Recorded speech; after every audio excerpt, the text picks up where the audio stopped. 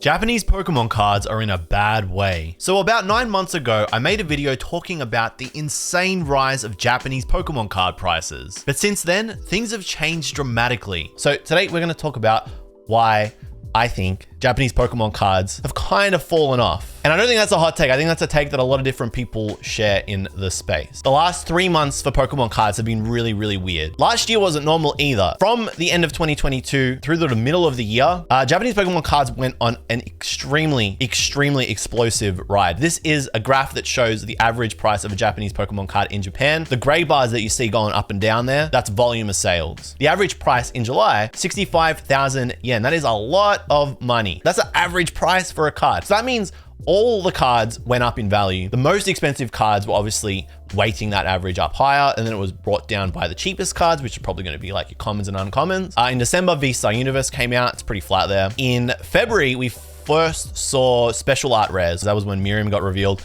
and things kind of went into a little bit of overdrive. And then March and April is when Clay Burst released the Iono card that came out in Clay Burst. Really playable card. Beautiful card too. But that wasn't the entire year. The entire year looks like this. It peaked in June, July, but from that peak, it just slowly went down. And now we're kind of back to where we started. And that's normal. We can't always be in the good times. Sometimes you've got to be in the bad times. To get to the good times, you've got to be in the bad times. That's just how it works. But now things kind of feel different. They feel like entirely dead. It just feels like it's Jova. It feels Jowari. Let's be serious. It feels Jowari. Products back on the shelves. Granted, not for an extended period of time. If you're online often, you got your alerts set up, you'll catch these drops. You know, they last for about 10 to 15, 20 minutes. This was unheard of all through 2023. But now in the last 2 months or so, you're able to pick up booster boxes of Shiny Treasure EX off the Pokemon Center online Japan for retail. Granted, it's one per person, but it's better than nothing. Boxes are actually getting cheaper than retail price. This is a tweet from Japan You Want Poker Cart. This is a popular third-party store. They're actually advertising that the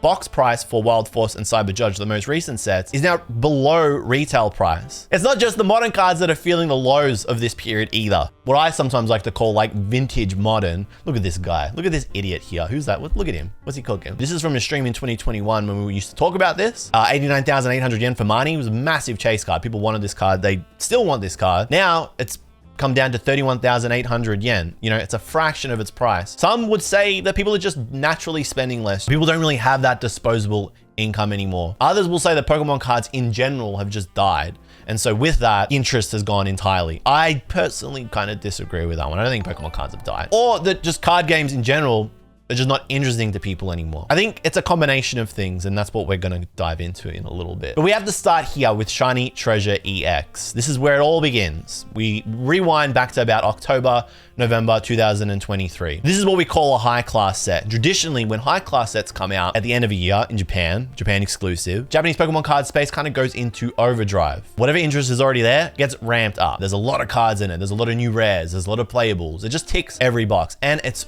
really affordable too. 5,500 yen. The initial reveal, pretty terrible. We were like, okay, it's just gonna be another shiny set. We've seen shiny sets like this before. We're doing this again. We're at this point of the Pokemon card cycle. I think the Charizard Fatigue is well and truly hit. Meowscarada and Quaquaval, not really that interesting. But the follow-up reveals were really cool. This is when things kind of took a little bit of a turn. The Gardevoir SAR, it's beautiful. The Charizard, it's a step up from the Ruler of the Black Flame Charizard. And seeing art rares, that was a huge tick too, you know, because art rares, they make you feel like you walk away with something. There's some really solid value proposition there. So when these got revealed, the pump started. A lot of collectors that have been around in this space for a couple of years at least kind of saw this coming. If you were new to Pokemon cards, Japanese Pokemon cards as well, this would have felt a little bit unnatural. But we've seen this happen time and time again with VMAX Climax and then V-Star Universe. What do I mean by pumping though? What is pumping? Pumping's got a few different definitions. Simplest answer is when something is sold for more than it's intended to. So the retail price for this set is 5,500 yen. I think about now, it's about $40 US. That was the retail price. The market price is where the pump starts. Who even knows anymore? Nobody even knows what the market price for anything is anymore. Who decides it? Huh? Where does it come from? The market price just gets dictated by whoever. You've generally got 3 different types of sellers. The first type of seller is the free market. And this is just traditional on eBay. Selling platforms like Facebook, or you can sell over Instagram. But for the most part, eBay takes the lion's share. You got comps, buddy? You got source on that price? Yep, eBay last sold. Bang. The other type of seller is the third-party seller. So third-party sites like JYW PokerCart and Plaza Japan Hobby Genki, Ami, all these different third-party sites where we often will buy Japanese Pokemon cards from are third-party sellers. These are traditionally based in Japan. The other type of third-party seller is the third-party seller that is based in North America. You may be familiar with Sakura's Card Shop. PokeNE, you guys know this guy. He's the Mani guy. I love this graphic. I feel like this graphic is amazing. PokeNE, featured on Vice. And then you've got the third type of seller, not a third-party seller, but technically kind of, breakers, rip and shippers. They've been the ire of the Pokemon card collecting world for a very, very long time. Twitch, you see your hits get pulled in real time by your favorite creator, your streamer, and then they send them to you. Whatnot, platform that has gained a bit of notoriety over the last couple of years. For those of you that just have no idea what a breaker or rip and shipper is, let's say I have a booster box. I'm gonna say, hey, this booster box cost me $50. I'm gonna sell each pack. One pack is gonna cost $5. There's 30 packs inside. I'm gonna make money off that because 30 times 5 is 150. The box cost me 50. I walk away with $100. But beyond just the card inside, you get a fun experience. Everybody's watching me open your pack. And whenever I hit, I send it to you and it's exciting. Maybe, I don't know, if it floats your boat. But that is the concept of breakers, rip and shippers. They charge a little bit more because you get a service, the service being the entertainment value. When those SAR cards got revealed, in November, we started to see sold for about 70 USD, plus the shipping puts it about 100. Third-party sellers, they had to adapt to that. If they didn't adapt to that, they were gonna be selling at a loss. Warning, all sales final, no adjustments. I wonder why they said that. If they didn't, and they sold it at retail like Japan Yuan Poker Card did, they were gone in an instant. They were almost impossible to get at retail price. And then you had the breakers, which if you just go back and have a look, you'll see are forced to match this price as well, because if they don't, then the whole space starts to collapse, which is kind of what happened when this fella entered the foray. TikTok. Now, if you're outside of the US or you weren't really paying attention at the time, you might be thinking, what the does TikTok have to do with Japanese Pokemon cards? Well, TikTok kind of broke everything because TikTok introduced TikTok Shop last year. And TikTok Shop, basically a platform, a space where you can buy anything, not just Pokemon cards, but anything from your favorite TikTok creator. But TikTok Shop did it a little bit differently. Maybe because it was Christmas time. Maybe because they were trying to get a stranglehold on the market. But TikTok Shop were offering sales. And these sales weren't getting covered by the seller. They were getting covered by TikTok. So let's say a store or a seller imports a box of Shiny Treasure EX for $80 US. And then they sell them for $90 US. Obviously, that's a profit of 10 USD. In this instance, if TikTok is providing a 30% discount to the buyer only pays $60. And now the store, the seller, listing at 90, walks away with a $30 profit instead of 10. So they're tripling their profits. And this was great, not just for the seller who was profiting more, but for the buyer, because now you're getting closer to that retail price. You know, the price is getting lower and lower, and it's a better value proposition. Naturally, if you were running a TikTok shop, you capitalized on this, and a lot of stores started capitalizing on this. This is a screenshot from Sakura's Card Shop from the 9th of December, where they sold 666 units of Shiny Treasure EX for 74 USD. Well, you fast forward, you go a little bit further into the future to the 14th of December. So this is just a week later. And now you're seeing it on TikTok for 54 USD. This was just not happening during the VMAX Climax and the Vista Universe era of Japanese Pokemon cards. So now instead of spending 100 USD, you're literally half in it. This is 2 weeks after the set has come out. We don't usually see this kind of thing happen until about January, February, March after the release. So 1, 2, 3, 4 months after, when people's interests have moved on to something different. Some people were getting targeted deals, bringing the price of a booster box down to as low as 34 USD. So within 2.5 weeks, this set is back to retail, if not below it. And what this did was put a lot of pressure on traditional third-party sellers that didn't have TikTok Shop as a platform for them to sell cards. They were forced to bring their prices down, but they couldn't bring them down as low as the TikTok Shop sales were. So as a buyer, why would you import it from Plaza Japan, where the shipping costs are going to be higher? It's going to take a little bit longer to get. Yeah, it's more trusted than some random store on TikTok. But as a buyer, you're thinking about how much money you can save. So if you didn't have TikTok Shop as a platform, you started to struggle. And cheaper boxes, as we all know, means cheaper cards. And that is exactly what started to happen with Shiny Treasure EX. This is from an okJLUV stream on the 1st of December. Let's talk about Shiny Treasure EX. This was release day. And you can see here from the chase cards in this set, the prices are pretty high, especially for the Iono, 59,800 yen. The Gardevoir, 20,000 yen. The Mew EX, 14,800. The others not as expensive, right? But up there, as to be expected for launch day prices. But what happened after that is crazy. And that brings us to write about now. This is a graph of Iono's tracked sales. Started around 60,000 like we saw, so we've got evidence. That is fact. We've seen that, right? Over the period of time, just continued to drop. And that period of time is the period of time where the booster boxes were selling for historical lows. You usually don't see these prices until January, February, and March, like I was saying, because the prices of the booster boxes simply haven't gone that low yet. So why would the single cards drop? This is actually a great site. So you can see what's going on card stores in Japan, and probably one of the biggest, like Card Rush. It tracks the price data. So if the price changes, you will see it, and you will see when that happens. So you can have a look at pokerstonks.xyz, and that is for the Iono SAR from the Shiny Treasure EX. Same thing happened to Charizard. This happened to every single card in the set. It was not exclusive to just one card or the chase card. It was happening to Charizard as well. Now it's at that flat line level that it's been for the last 2 or 3 weeks because interest is at an all-time low. But TikTok isn't the only reason that this all happened. It's a big reason. I say one of the biggest reasons is because this set is just mid. It's a boring set. It's barely okay. It's the most uninspired set Pokemon have released in the last 3 years, and it's a shame. Really, it's a shame. It's such a step back, and it's worse than concepts and sets that we got within the last 2 years, like a set that everybody loves, VMAX Climax. Why do we like VMAX Climax so much? Because it's got cohesion. There's identity. There's unity in the set.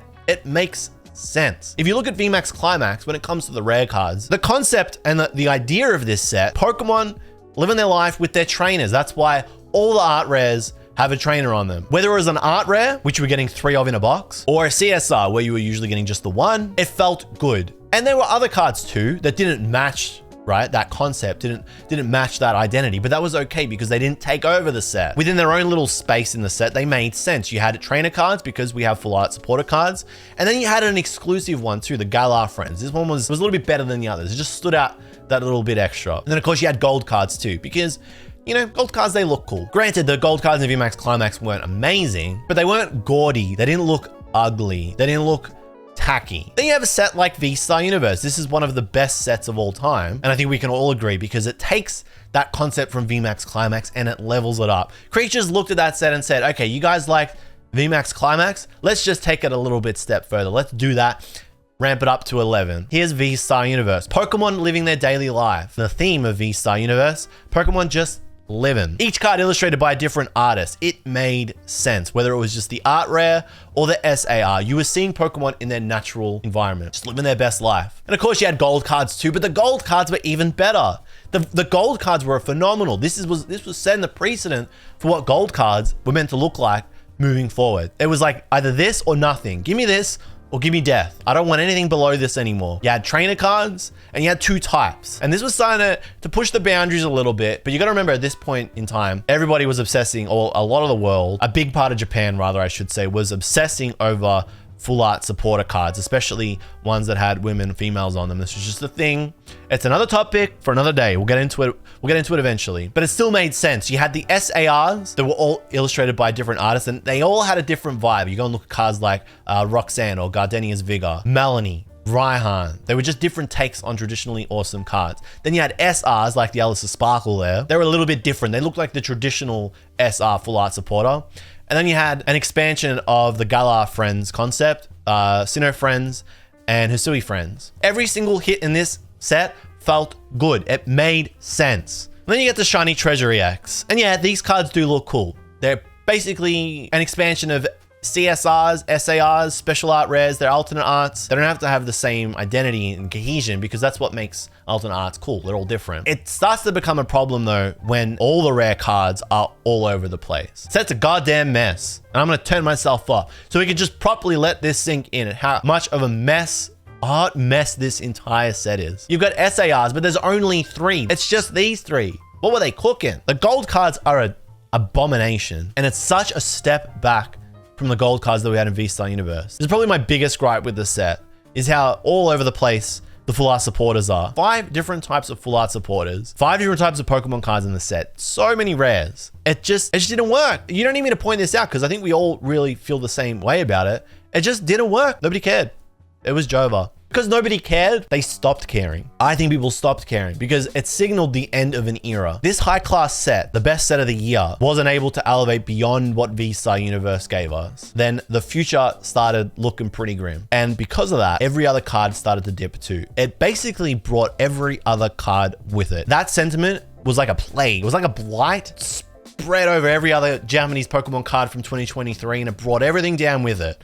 Cards like the Miriam SAR set the standard for the year, at least for chase cards, and their price came all the way down. Cards beyond or before 2023, like the Lugia V alternate art, at its all-time low. Again, it's just the sentiment is in the bin. You can grab this card for about 30,000 yen. Other SARs from last year, like the Gardevoir EX, and this is a very playable card. It's a tier 1 deck. It has been for all of last year. Whether it will be post-rotation, we'll see. Card's beautiful. I love the work of Jiro Sasamo. You guys know I love the dude. But the value of the card, it's in the bin. It's close to 10,000 yen now. That's great. The most expensive card of 2023. Nothing was supposed to bring this card's value down. Below 100,000 yen. Between, if you're buying it off Mercari, about the 75,000, 85,000 yen mark. This one's crazy. This card was 200,000 yen at one point. 2,000 Australian dollars. That's so expensive. Granted, it's from 2019, but still, that couldn't stop what was happening to every other card below 100,000 yen as well. So now it's less than 1,000 AUD. In the peakest of peaks, the highest of highs, I don't think any Japanese collector really thought cards like this would come down that aren't in print anymore. So what did that mean? Well, for collectors, this was good. We weren't phased. People who just collect because they like collecting, we're having a good time. We welcomed it. Collectors, mostly unfazed. It was great. But the investors, they were in the mud. Investors were having the worst time of their life. The worst thing, this is literally the worst thing that could have happened. If you went hard on this set early, thinking that it was going to go up between December and February, you were going to have a terrible time. And for the opportunists, the pumpers, well, based on what happened with VMAX Climax, based on what happened with V-Star Universe, and even to an extent Shiny Star V, their expected return just wasn't there. And so the opportunists who traditionally look at the long term, they're trying to forecast what's going to happen in the 3 to 6 to 12 months, who are just basically infatuated with whatever's new, with whatever's hot, made the decision, Japanese Pokemon cards, it just ain't it anymore. And there was a new kid in town, One Piece. The One Piece TCG. This is where you guys are probably going to be like, what's he cooking? Where's this come from? One Piece. I know nothing about it. If you haven't heard about One Piece, you have been hiding. This card game is a behemoth. One Piece is doing things that not even Japanese Pokemon cards did in their peak. Since its release in the West in 2022, it carved a little corner. Now more than ever, it is taking the lion's share of attention. The One Piece card game is an absolute monster. If you start with OPO1, which is the first set that came out in December 2022, you go all the way back and you look at the first print of One Piece, because there's different print runs. The cards don't have any marked fundamental difference outside of errata cards, so cards that had changes to the wording or the ruling of them. Outside of that, there's no way to tell whether the card is from first print or not. However, the underside of a booster box does literally indicate whether it's the first print or not. Blue bottom booster boxes of OPO1, ridiculous price. And these are recent sales too. I've taken these from the last week. It doesn't look like it's slowing down anytime soon. Granted, that was OPO1, and the other sets that came out throughout last year haven't done the same thing OPO1 has, OPO2, OPO3, and OPO4. But then OPO5, which came out the exact same, literally the exact same time as Shiny Treasure EX. OPO5, this is crazy. This is the 4th set that came out last year. And this is the set with Gear 5 Luffy on it. So if you're a One Piece fan, this is like, I thought this was wicked. I don't know why I didn't pre-order a bunch of them. Remember guys, we're in February, so it's been barely 3 months since this set has come out. OPO5 is expensive. Much more expensive than V-Star Universe ever was, and VMAX Climax, and Shiny Treasure EX even contemplated being. 280 USD. This is USD prices for a booster box. The retail price is 100. So it's nearly 3 times retail within 3 months. That is so much, especially when the retail price is 100 already. And yeah, granted, there are supply issues. And supply issues always make things a lot harder. All the issues that were plaguing Japanese Pokemon cards in 2021 and 2022, they are plaguing the One Piece card game as well, and it sucks. If you're a One Piece collector, it's a bad time for you. I feel you. The TCG, like whether or not a card game or a collectible card game survives for collectors and investors, rather for investors, usually hinged on whether the TCG is actually good. The TCG is insanely popular, and it's offering prizing to players at tournaments in ways the TCGs have never offered before. This is an uncut sheet of alternate arts from OPO5, and this was given to top 16 participants of nationals across the world. Last I checked, this sold for 45,000 Australian Pokemon doesn't come anywhere near close to that.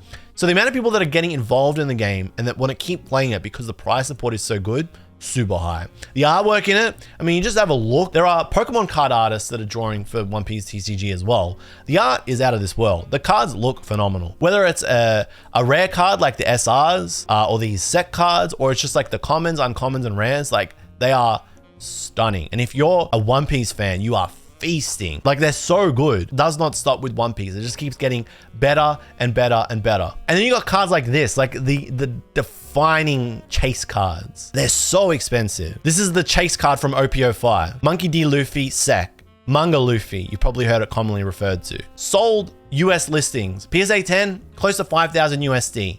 Raw, 3,000 USD. It's wild. I don't think a Japanese chase card has ever been this expensive within 3 months. Granted, cards like Umbreon VMAX SR from EV Heroes got very close. The demand for One Piece, it is insatiable right now. It's out of this world. Everything about One Piece is peaking right now. The opportunists, they're feasting, right? One Piece is exactly what the doctor ordered, especially after Shiny Treasure EX. And it really does feel like if you're an investor, One Piece has well and truly put Pokemon cards in the mud, which is bad if you're an investor, but it's great if you're a collector. So that brings us to now. It brings us to the present. Cards are the most affordable they have been. You can buy chase Japanese Pokemon cards and not feel like you're breaking the bank. It's like if you've got a little bit of disposable income, it doesn't feel like you're overextending yourself. 5,000 yen for a new release alternate art, they're the cheapest they've been on launch for a very, very long time. And cards are back on the shelves, boxes, packs, etc. if you're in Japan. So we've kind of like returned to 2021 pre-EV Heroes era. And it's not just in Japan either, it is internationally too. They're offering pre-orders for the next set, Crimson Haze. And the sets that have just come out in January, Cyber Judge and Wild Forces, they're just sitting there in stock. So whether you're in Japan or you're buying off a third-party site, you feast them. There's only really like 5 Japanese Pokemon cards that came out last year that are still really, really expensive. One of those is Iono. Card's really playable, still cheaper than it's ever been. The other is an interesting one, Pokemon 151's Pikachu Master Ball, 54,800 yen. This card fluctuated. I think I was hovering over 30,000 yen for the longest time, and then I never pulled the trigger because I just couldn't justify it. Because like I said, it was in that 300 Australian dollar mark where it was like, do I really want to spend $300 this month on one card? These are the exception. There are so many other cards beyond just these from this year. Miriam, again, a card that was poor. I'm going to say it was at 100,000 yen at one point. I remember seeing it around Japan for 70,000 yen during Worlds. Now it's below 50,000 yen. So if you really wanted this card, now's an okay time to do it, but just make sure you save your pretty pennies. And Iono, the new Chase trainer card, is 34,800 yen and dropping. It's so funny that only like 2 of the cards I've shown here are actually Pokemon cards. The most expensive Pokemon card from last year, outside of the Pikachu Master Ball, is the Charizard from Ruler of the Black Flame. And that's a Charizard. And it's an alternate art, 23,800 yen. If you ignore those cards that are like really expensive and you just look at the new cards that are coming out, the other cards beyond just the set's one chase card. I remember having discussions with people and we used to talk about this during the streams, being like, there's just no way that it gets back to those levels again. After Lost Abyss released in Japan and we saw the Giratina V alternate art, it felt like we were never gonna see an alternate art go below 15,000 yen at launch. And now you're seeing cards like the Raging Bolt, Iron Boulder, Iron Leaves, all of them. Previous sets, you go back, Cyber Judge, it's affordable. This period, it's gone. And that's normal. Like I was saying at the start of the stream, you can't have the good times forever. It's not healthy, it's not sustainable. If you were there and you capitalized off that run, congratulations, you did well. And I did too. I sold a bunch of cards in Japan and I was able to sell cards in Japan and then get chase cards, grail cards that I thought were going to be out of reach. I remember, you know, I traded a lady, essentially, a lady and a Miriam for a Karen's Umbreon. You do that deal in a heartbeat. You do that deal in a second. I don't think that pump hurt anybody except greedy people, personally. That's my hot take. There's the hot take for the stream. So with all that said and done, does that mean this is the end? Does that mean it's officially Jova? It's Jowari for Japanese Pokemon cards? Let's be serious, guys. This is not the end. It's the end of that run. It's the end of this, but it's not the end. It's not like pack up your books, sell everything, go home. You had a good run. Let's move on. If you're a collector, this is great. It's probably the best time to collect Pokemon cards in the last 2 or 3 years. This is a Warren Buffett quote. I never thought I'd put this in a stream, but hey, here we go. The time to get interested is when no one else is. So this isn't an investor's channel, but let's be serious, guys. Let's